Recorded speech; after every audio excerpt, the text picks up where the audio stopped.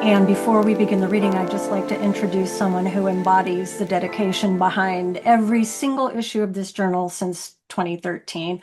Our senior editor, Brenna Crotty, has been with CALYX for more than a decade. And if you've read the 50th anniversary interviews, which were conducted by Anais Goddard, you've seen just a glimpse of devotion and care that go into every issue and every book. This is the power of Brenna Crotty.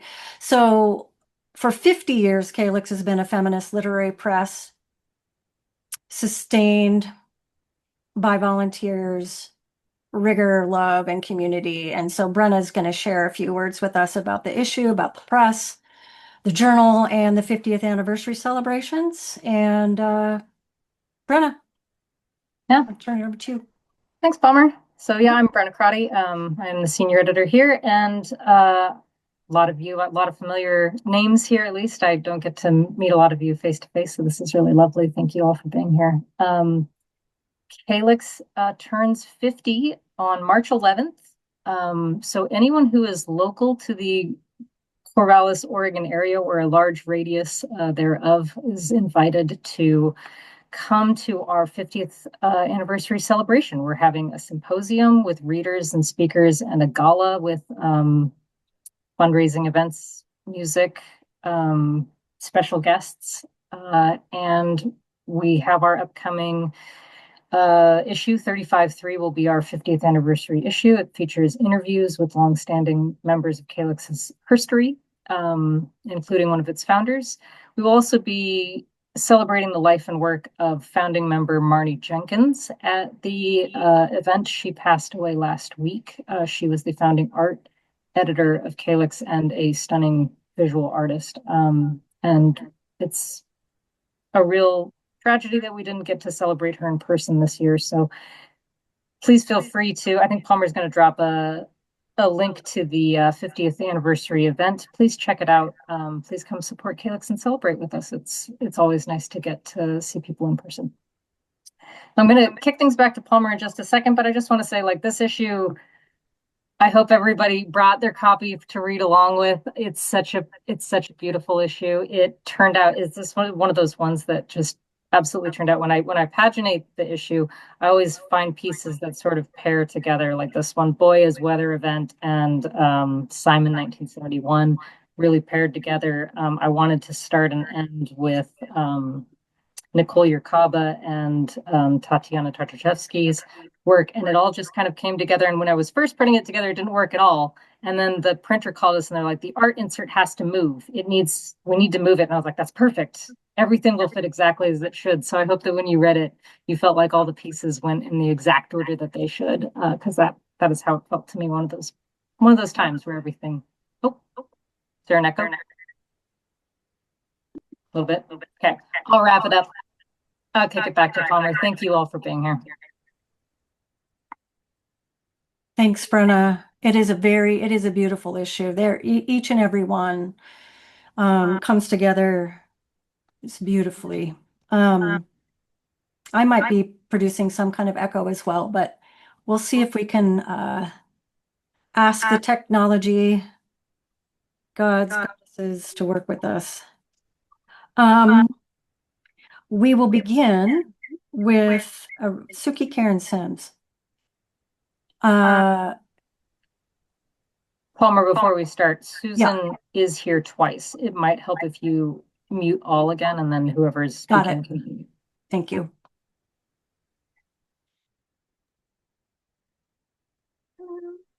How's the sound? Is it? Yes. Oh, Suki Karen Sims. I wanted to mention that this is the piece that she'll be reading from today was chosen for the Margarita Donnelly Prize for Prose Writing. So with that, Suki Karen Sims. Hi, everyone. Thank you for having me. My name is Suchi. I'm going to be reading from the short story titled Niwawa, which means clay baby. It's on page 7. And this story was inspired by a Chinese nursery song. So the lines that are inserted in, that's lyrics from the song. Niwawa, Clay Baby by Suchi Karen Sims. Niwawa, Niwawa, a clay baby doll. It has eyebrows and eyes. The eyes do not blink. From a Chinese nursery song. God is a little girl with mud on her hands. She crafts the soft skull of an infant from the earth, cradles it into a face, thumbs settling into eye sockets, and index fingers smoothing the angles of a triangle nose. A stick ascends from the heavens to carve a mouth, to pierce nostrils and pupils. The mud baby is born, the size of 2 fists. It lies limp in the girl's hands, the red clay staining her skin. Creation is messy. The girl wipes the mess away on her dress, but the red remains. The little girl's mother calls from the house. Come in, baby, it's time for dinner. Set the table for your grandparents. The girl drops her clay child, eager to be useful, but something is wrong. The clay baby lets out a sound, a little gasp, a cry so small it could be the wind, so quiet it could be a thought. The girl considers her doll, and it blinks. Just once, but clearly. The stick holes of its eyes gone, then back again. The girl squints at the clay doll's face. Did it really? But her mother calls again, hurry up, the rice is getting cold. So the little girl moves her baby beneath a bush, tucks it into a bed of leaves. It's the least a mother could do. Niwawa, a clay baby doll, has a nose and a mouth. The mouth does not speak. Her mother calls again, and the little girl runs to the kitchen, grabbing the pot of rice. She likes to bring the rice to the table because her grandparents will applaud her, tell her how good she is for helping. And although they won't say it, what a good job her mother has done in raising her. Her mother will smile, and the little girl will feel good. The little girl likes to make her mother happy, even by way of her grandparents. It's her job to make her mother happy. But instead, the little girl's mother slaps her hand away from the rice pot, screaming, what a mess! Don't touch the food, stupid child. How many times have I told you, don't play in the mud? You're going to give us all worms. Go wash up before you eat. The little girl's eyes are rim red as her hands. She feels shame hit the bottom of her stomach where it calcifies into anger. She was only trying to help, and she'd wiped most of the mud off her hands anyway. She didn't mean to give anyone worms. She just got excited. In the bathroom, the little girl fills a plastic basin with soap and water, like her mother taught her and how her grandmother taught her mother before. Her hands still sting from the slap, but the cool water feels nice. With a washcloth, she scrubs at her skin until the water turns orange and cloudy. It's no use. Her hands look just as stained as ever. From her fingernails to her elbows, the clay seems to spread. She wishes her mother would come and help, but she doesn't want to call out, be berated again. Eventually she gives up, throws on a long-sleeved tunic. Her hands must be clean by now, even if they don't look it. When she finally comes to the table, her skin is raw and dry from scrubbing. She hides her hands beneath the table. Her mother passes her a bowl of rice, which is no longer hot, and the family eats in silence, which is not unusual. Occasionally, the girl's grandmother plops something into her bowl, a chopstick full of water spinach, a spoon of tomato egg, a hearty bite of fried fish, little bones sticking up like hairs. Chopsticks hit the bottom of porcelain bowls, and it sounds like a dulled wind chime, as if a dust coating keeps the music from shouting, from speaking out. The girl eats in sporadic bites, keeping her hands out of sight with her napkin. And that's it for me today. Thank you again for having me. Thank you. And Suchi, I am so sorry for the mispronunciation of your beautiful name. I had it practiced and then read it from the page wrong. Here comes another admit. Oh, the group is getting bigger. That was beautiful. God is a little girl with mud on her hands. That line alone reorients the universe. Okay, so next up, and we have lots of love happening, little love balloons for Suchi. Next up, we have Allison Pellegrin. Thank you. I'm happy to be here and to share this space with you all. I've enjoyed this issue so much, and it's nice to come together and celebrate these works. I'm going to read in my poem, Drinking Box Wine While the Hurricane Makes Landfall Elsewhere. And I forgot what page it's on. Oh, it's near the front. You are on page 25. 25, well, sort of to the front. This is drinking box wine while the hurricane makes landfall elsewhere.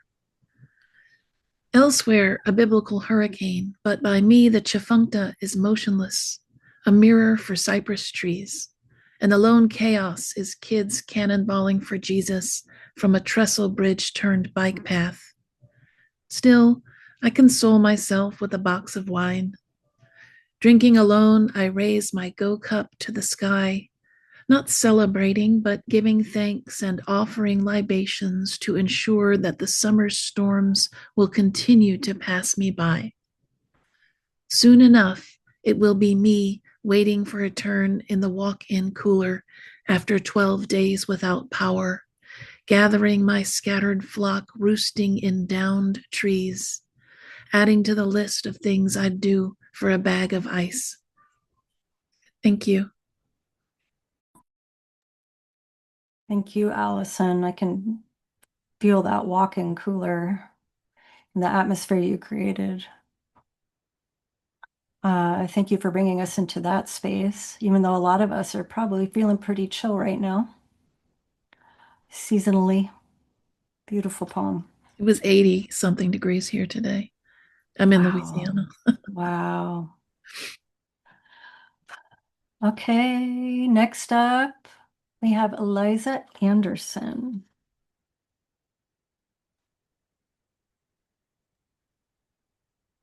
Hi, everybody.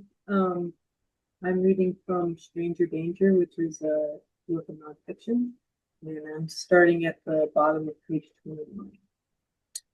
Here, I'm 11 years old, and my struggling artist mother has moved us to Soho. The year is 1979.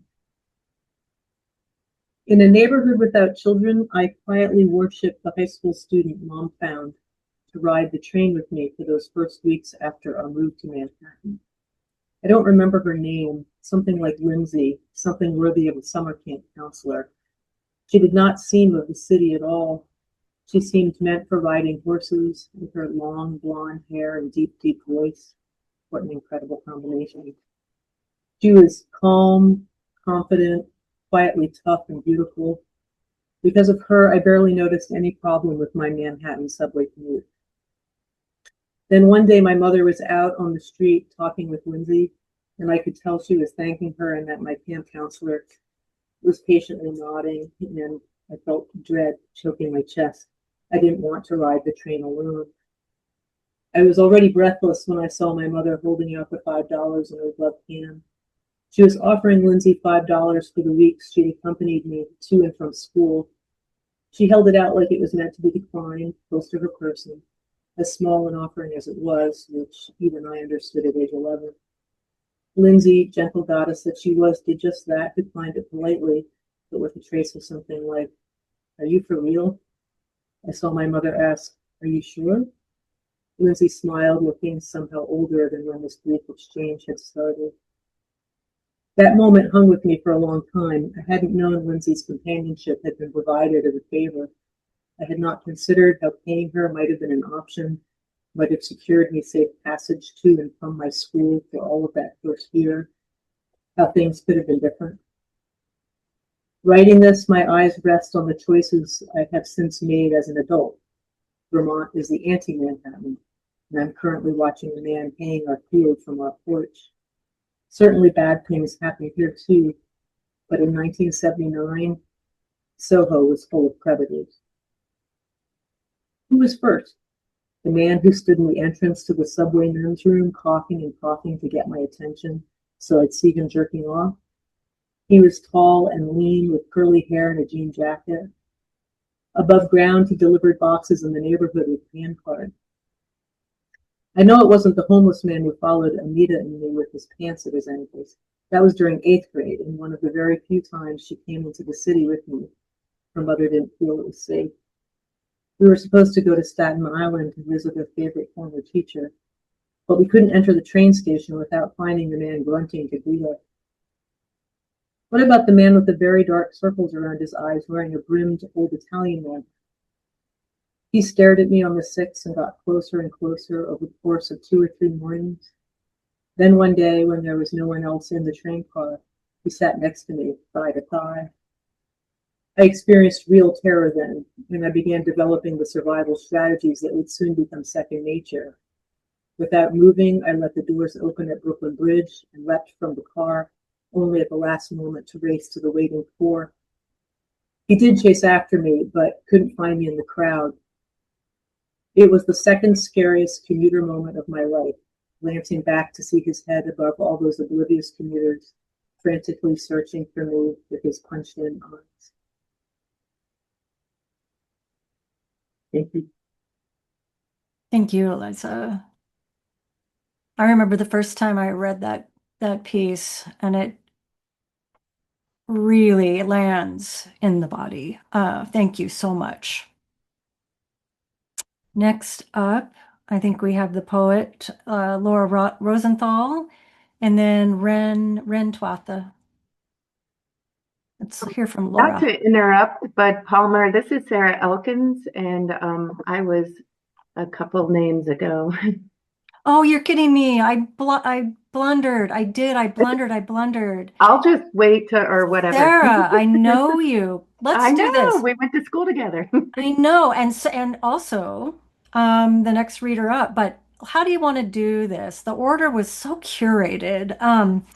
Let's see. How about if we do this? Laura, let's hear from you, and then can we hear from you, Sarah? And I will fix this. Thank you for saying something. Oh yeah, totally fine. Copy paste not working. Thank you. Laura, are you there? I am here. Okay. And I really want to thank all of you, Palmer and Brenna, for including me in the issue. And I want to say to my friends and family who are here, I see every one of you here, and thank you very much. And thank you to the readers that I've already heard read so beautifully, and to the people who'll be reading in the rest of the session. This is my poem, and it's on page 112.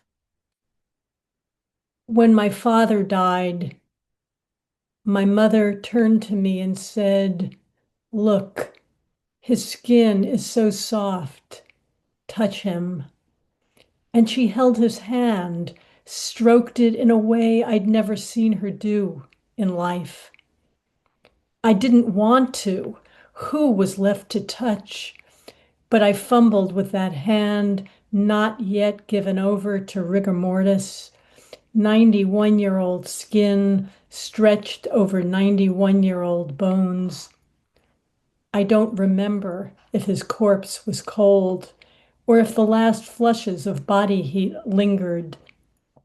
I don't remember if his hand was leather soft or silk soft, or if it was soft at all. This hand with its accumulated calluses and scars, this hand that gripped a wooden slide rule in college and a rifle in war, that held my hand the first time I waded into the surf. I remember only how she held it, looked at me, and said, "Touch him." Thank you very much.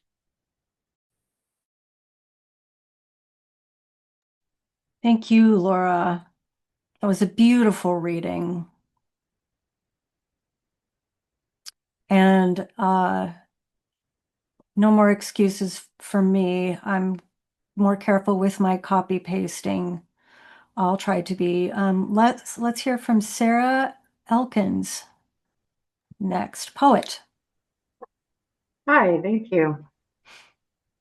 I'm Sarah Elkins, and the poem I'm reading, Boy as Weather Event, is on page 40. Boy as weather event. The boy is crackling, electric in his nowness, 19 days out from his 16th birthday, gathering energy, potentiating. Meanwhile, Tropical Storm Debbie, not Deborah, or even Deborah, these are flippant times, is turning the silver underbellies of the lindens leaves skyward.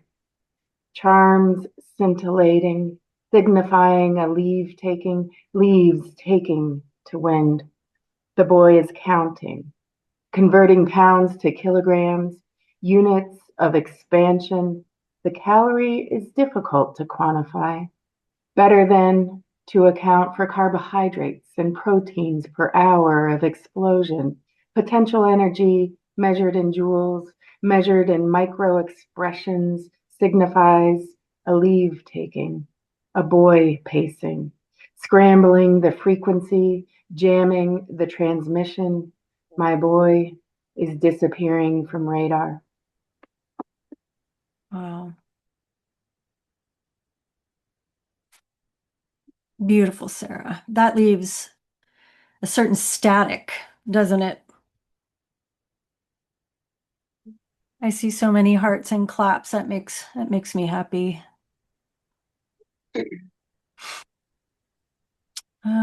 Next up, Ren Tuatha. Yeah. Thank you. I am Rentuatha, and I'm going to read my poem Silence, Kentucky, 1915, which is on page 97. Before I do, I want to apologize for getting knocked off. Our power went out here suddenly, and lots of alarms were going off. And in the dark, I had dogs and cats who shouldn't be in this room running around being very upset. So, drama. And now a poem. Silence, Kentucky, 1915.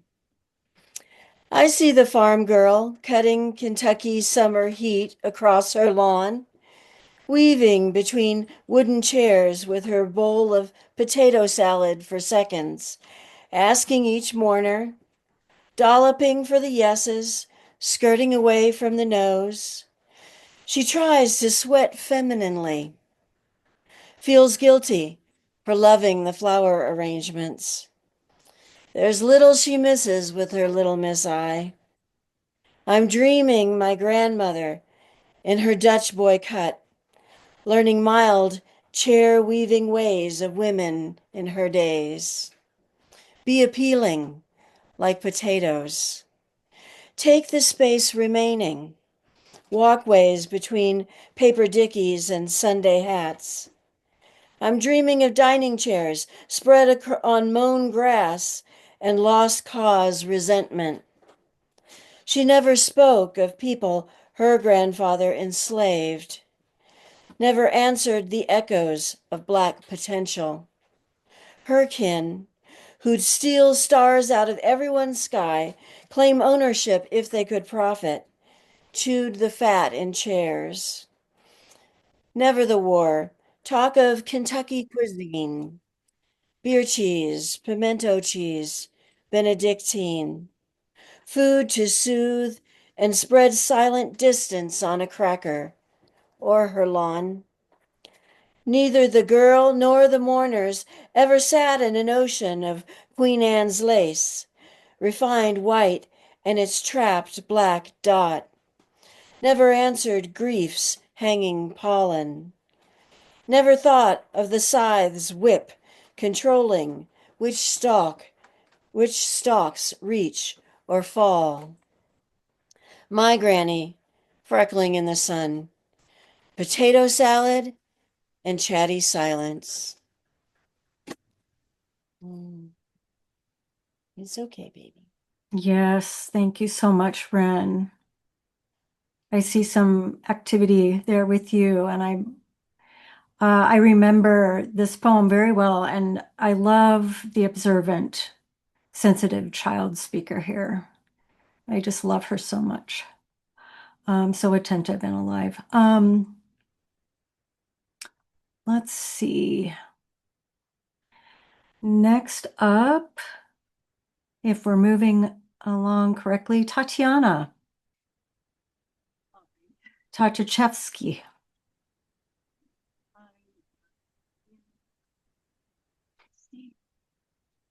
For some reason, I don't think I can hear you, but you don't appear to be muted.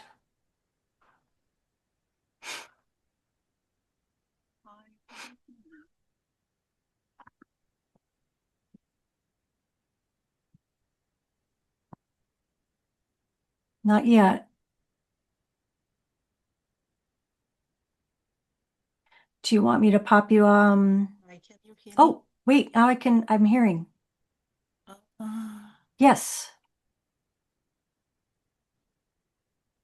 Can you hear me? Yes. We can. And I cannot hear you. I'm sorry. This is not my computer. I'm actually away from my home. Well, as long as you can hear me, yes, let's try to do it this way. I just wanted to thank the editors of this wonderful journal and all of my all of the authors in this issue. It's just I was reading these texts together before our meeting here today, and I just realized how emotional they all make me feel. So thank you. Thank you so much. I'll just read a short piece from my short story. It's called Eclipse. And it's the piece that starts on page 121 towards the bottom.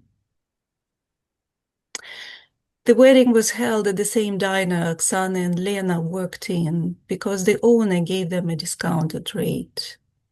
Toby's father's side of the family arrived, sparse, and looking confused, handed them envelopes with plastic gift cards to Circuit City and Blockbuster.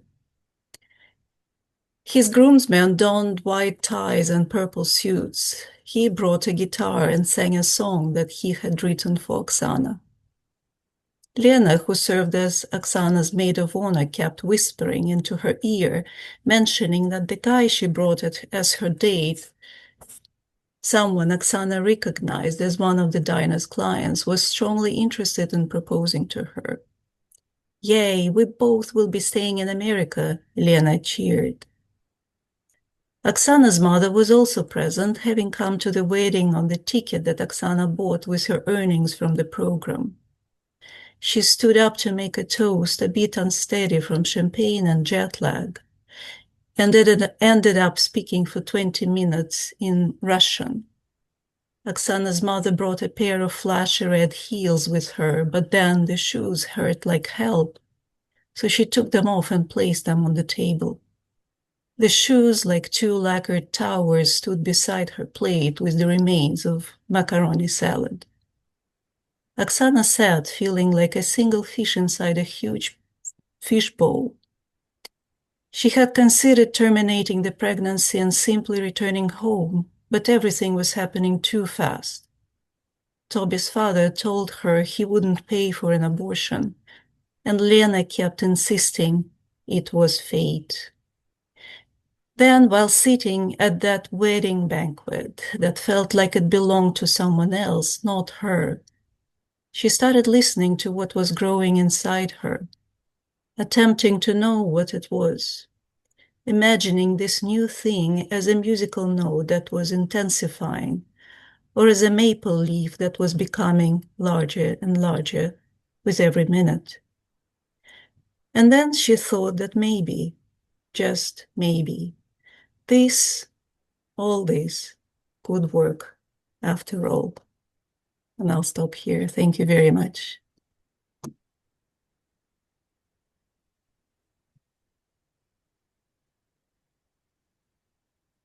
I hope that you can see all these hearts, Tatiana, and that you can hear us. That was a beautiful reading. Thank you. Thank you. Now I can hear. Oh, yes. Great. That's great. Well, the technology is working okay. I'm noticing that there are some new buttons in my Zoom window, and it's very disorienting, but thank you everyone for your patience. What a gorgeous reading, and leading us to let's see. Mary? Is it Mary next? Not even sure. Tatiana, Mary Specker Stone. Yes, I'm here. Thanks. I'm Mary Stone. I'll be reading a poem on page 110, Metaphysics of the Heart. And thank you. What company I'm in. This is just a love fest this evening. I'm so happy to be here.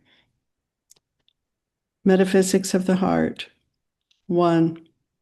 The nurse's name is Evangeline.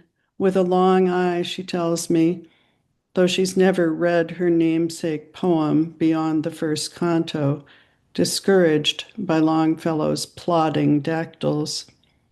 She prefers iambic, the regular meter of clinic and calendar, of the normal heart, its filling and emptying, autonomic.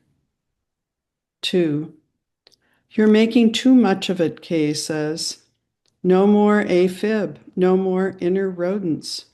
Yes, you're bruised, inflamed, and your heart is fixed, chest uncracked.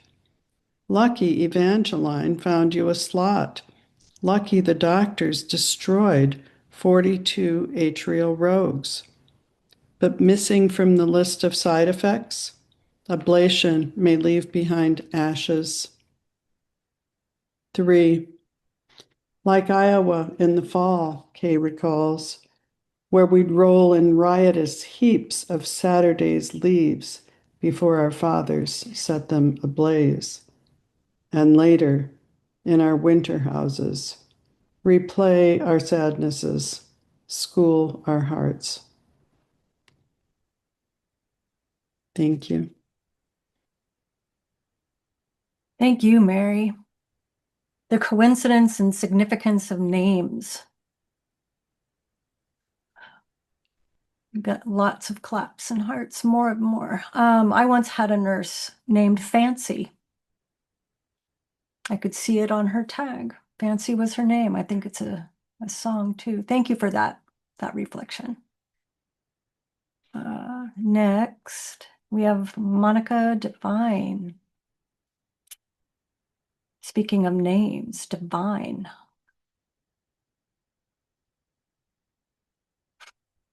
I know you're here. I see you, but I can't hear you yet. Okay, no rush.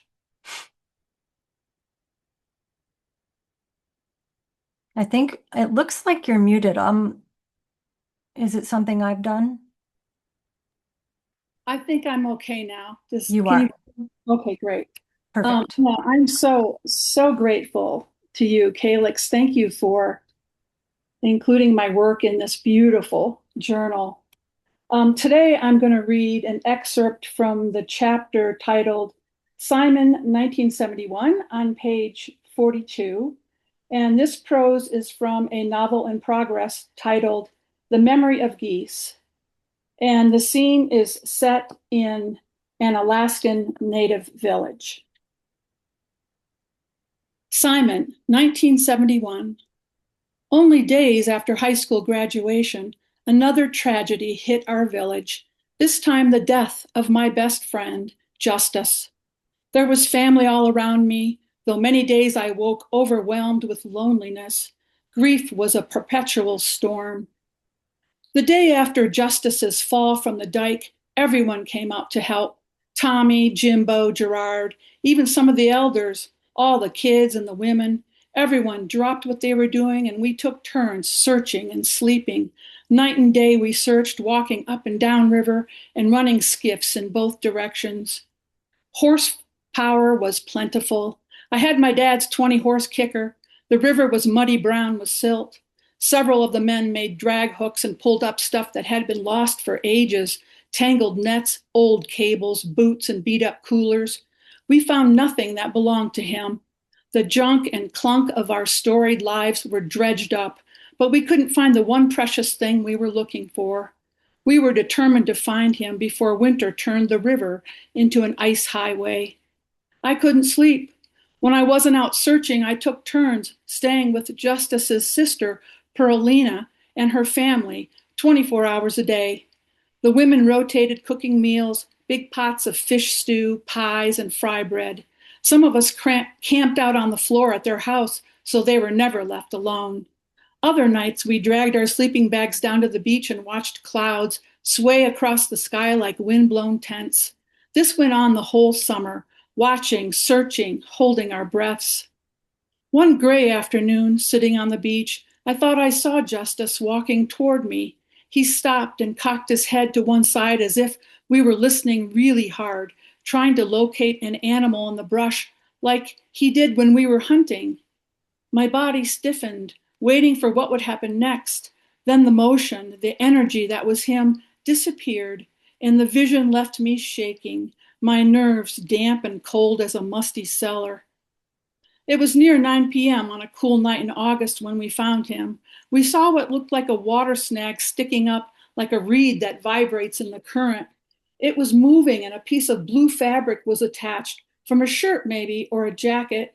I rammed my boat into the bank. Gerard and Tommy were right behind me, and from downriver, a couple other guys fought the current and motored up. Tommy lowered a drag line inches from the snag, and the rest of us took hold of the rope and tugged. It only took a couple tries. Jesus, Gerard uttered as we pulled the heavy corpse up from the sucking water. He turned it over in the sand. We got him. I could hardly stand to look at him. The flesh on his face was missing in strips, and bones burst through his shale-colored skin. The body was unrecognizable, the skin blistered and greenish black. His ears and nose were packed with mud. Both boots were gone. His hands were swollen and wrinkled, his arms and legs cocked at odd angles. Was it him? I didn't want to believe it, not like this. Were there scars on his arms from childhood bumps and scrapes, patches of skin, moles? Was there a chip on his front tooth where he banged himself on a beer bottle one night? Of course it was him. No one else had gone missing. I scanned the horrid body and turned away for a moment, throwing up bile. With the heel of my hand, I wiped the mud from his belt buckle. My skin prickled, and instantly I became totally focused. He was wearing the silver belt buckle I gave him for Christmas when we were just 12 years old. I had cut and stamped it in our metals shop class. The buckle had curlicues around the edges, and the middle were his initials, JP, for Justice Paul, in big capital letters. With that, a sickening thought crossed my mind. At least his body had sunk. At least his body wasn't eaten by wolves and gulls. I shivered as the rush of our lives moved through me, and in that moment felt fragile as a newborn. We were like twins of different mothers, together all the time, and now he was gone, just gone. We'd been best friends since kindergarten, maybe even sooner when you factored in the gathering of our families at fish camp. Summer would never come soon enough for us in those days. We practically lived in the woods, dragging sticks for campfires. We built elaborate forts out of spruce limbs and chased rabbits into the underbrush. With care, we followed the tracks of roaming bears. We called our fish camp Red River, as there would be so many sockeyes fighting their way upriver, you could practically walk atop them, like walking across a bridge. Their silver bodies glistened in the bright summer light, and their meat was red as rubies. At the end of each day, we listened to the elders tell stories about the fish, how the fish had a compass inside, and by smelling the water, they would swim to the exact place where they were first born to lay their eggs. Thank you. Wow. Wow. That belt buckle. Monica, thank you. The characters just emerge so strongly in this story. Thank you for that. Oh, yay. So much appreciation. Next up is Pamela. Miss Pamela. This is such wonderful, terrific company, both in the journal and here. My name is Pamela Baker, and I'm reading flash nonfiction called Vote for Ross Perot, for it is written in the sky. I'm starting on page 79 in the third paragraph after I've introduced my friend in the 90s time period. Others I knew spent their days off going to bars in LL Bean. They shopped for preppy sweaters and practical boots, vomited cocktails and fucked strangers, wondering for a week after if the stranger would call. What did they feel? I felt joy with her. We pretended to be whirling dervishes in the park's stone-walled amphitheater. Together and laughing in our kingdom of forgotten spells, we played under a sun that played with us, tucking behind clouds and then leaping out as a bright surprise. We were magic then, both of us about to perform our best trick yet, a disappearing act without vanishing cabinets. We drifted from each other's lives. I remember a night, though, when we sat under the stars slapping at mosquitoes at my baby boomer hippie friend's house. She saw us Gen X slackers as she saw all youth with ideas and a rebel streak. We represented hope. It was coiled up inside of us, stored like potential energy, and soon it would spring forth to benefit the world. I liked feeling I had potential, but the world was fine without us. The Cold War was over, websites launched, ACT UP stopped traffic with mock gravestones pushing for action on AIDS. We had hip-hop, electronica, and a new Democrat, Bill Clinton, who played his saxophone on the Arsenio Hall show, while an independent contender, Ross Perot, spent millions of his Texas businessman billions on infomercials to speak out in simple language against deficit spending.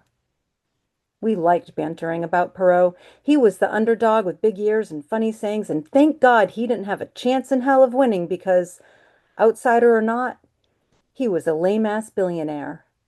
The punchline for all our jokes. Like when my friend's friend, a painter, said the Tokyo Broadcasting System had launched its logo into the nighttime sky, and it's only a matter of time before we look up and instead of seeing Orion, we'd see ads. I pictured light projections shining from the ground like a Batman logo across the moon, or neon lights suspended and blinking like Las Vegas. That couldn't happen. No one owns the sky, I said, feeling so sure of myself then. Well, the only person rich enough is Ross Perot, and who wants to look up and see "Vote for Ross Perot," the painter friend said, her arms outstretched to show his campaign above us. We laughed at seeing Perot's name up in the sky because we knew good people like us, would never let it happen. What we didn't know then was that all of us are more than the stories we tell ourselves. We're also stories of mass consumption, where our cultures are appropriated, repackaged, sold, and forgotten. My punk and grunge movements were cast aside for reality TV, YouTube, echo chambers, memes. Even Perot was replaced by other chatty, common-sounding billionaires. I forgot about hope, how it was coiled up inside of us, stored like potential energy. I forgot how saying "I feel" had power.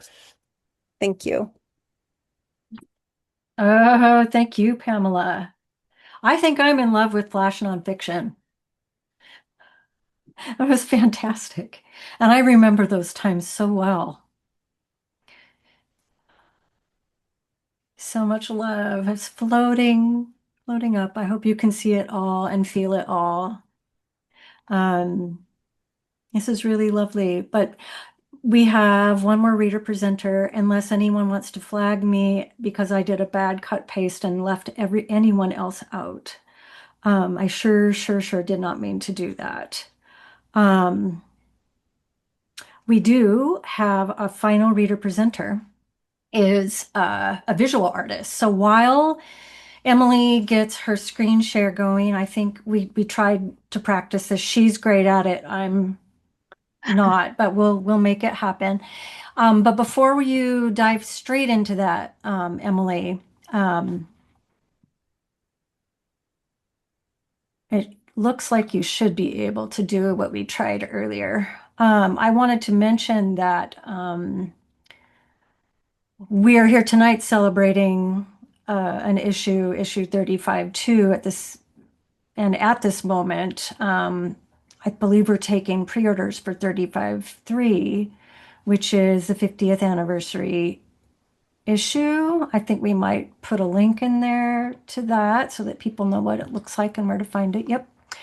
And I also want to remind you that our the CALYX anniversary events are set and scheduled. They're selling tickets, as Brenna mentioned earlier, and you can find details about the symposium, which is taking place live in Corvallis online on our website. And then something else also special, our sister press, I think we refer to each other this way, is Sinister Wisdom. They've also been making things, books and journals, for 50 years. Almost 50 years. We have them beat by 6 months. Woo! Yeah, they're right behind us. So we are fortunate enough that they recognize this, and so they offered to host an event for and with CALYX contributors, and it will feature the poet Ellen Bass, who was published very early in the 80s in CALYX Journal. So that is happening. I think we got the link in there too. It's free. I think registration is helpful. I think that's how you get the link. So I'm not seeing a share screen. What did I do? Oh, I can share. I was just Okay, waiting Emily. for you. Oh, that's so, see, It's being polite. You're being so polite. And I'm thrilled because we will end with an actual visual because, we were talking about doing this CALYX Live event. And I thought we will have poets, we'll have prose, we'll have creative nonfiction. We're going to have it all. What about the artists? CALYX has included visual art forever and gone to great pains to keep that, to afford it. And some of the lore, actual real true stories about CALYX involve the editors finding artists, including Frida Kahlo, and we're the first to publish Frida Kahlo in color in the United States. Did I get that right, Brenna? Yeah. So, I mean, they're all great. We're going to hear from Emily Vaughn, who is representing the visual artists in 35 too. So, hopefully, can everyone see what Emily is bringing us? The slides? Good. I'm seeing yes. And then I will say good night, but let's hear from Emily. All right. Thank you. So everybody can see this. Great. So I'm just really excited to be here and to be part of this reading with CALYX. I'm going to be sharing about my photography that's published in the journal, and the photographs are on pages 54 and 55, and then I'll show a couple more additional photographs. So just as an introduction, I'm an artist and art therapist living in Philadelphia, Pennsylvania. And my background is in fine art and also art therapy. So I feel that my work in art therapy contributes to a more self-reflective and process-oriented approach. And I work more intuitively and use art as a way to kind of process complex feelings and experiences. I don't always know where the work is headed, but I'm trying to just allow the process to unfold. All right, so I'm trying to figure out this little box up here. Okay, there we go.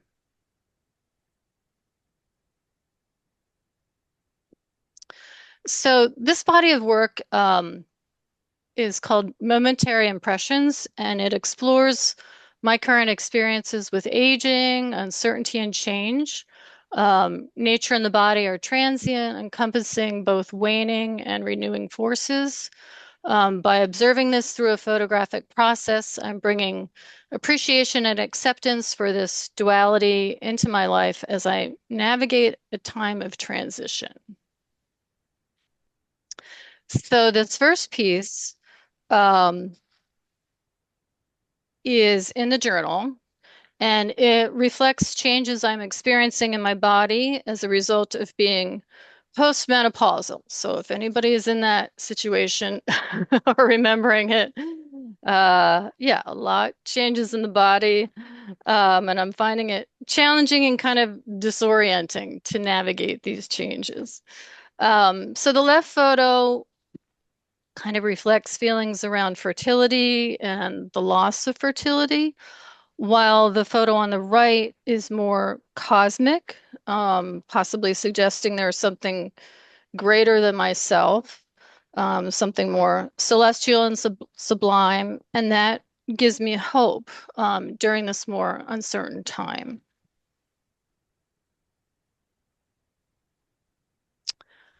This piece is also in the journal, and it again relates to a theme of the body and nature and cycles of aging.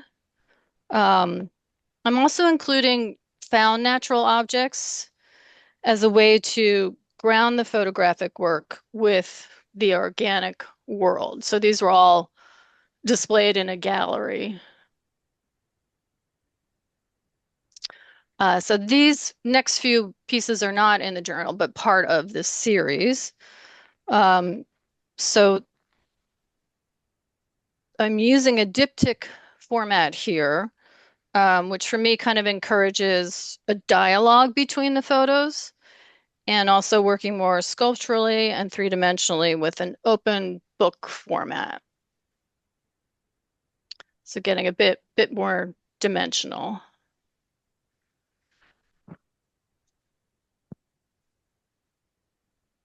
Texture pairing and tactile connection between the images is also something I'm exploring, and color harmony as well.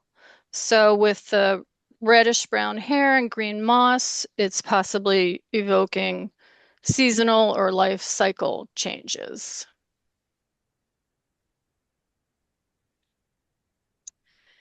And this final piece continues to explore themes of death and renewal. So with the dying ivy on a decaying wall, contrasted with a burst of activity and life on still water. And I also really feel drawn to this quote. Everything in life opens and closes, sheds and renews. We are no different. So as I'm trying to grapple with aging, change, and my own mortality, I'm making efforts to appreciate the life, growth, and renewal that is both within myself and around me as well. Thank you. Thank you, Emily. I am so glad that you were able to do this for us as our first CALYX Live visual artist repping the genre. I think that was fabulous. And we're just on the dot. So much love and thank you to every single one of our readers and our presenters tonight for your work, your voices, your trust. For 50 years, CALYX has made a space for you and for women and writing, not as an aside, but because it's essential. And nights like this remind us why this matters. And writing may be solitary work, but community is not, and this is what CALYX has. We've witnessed the power of both tonight.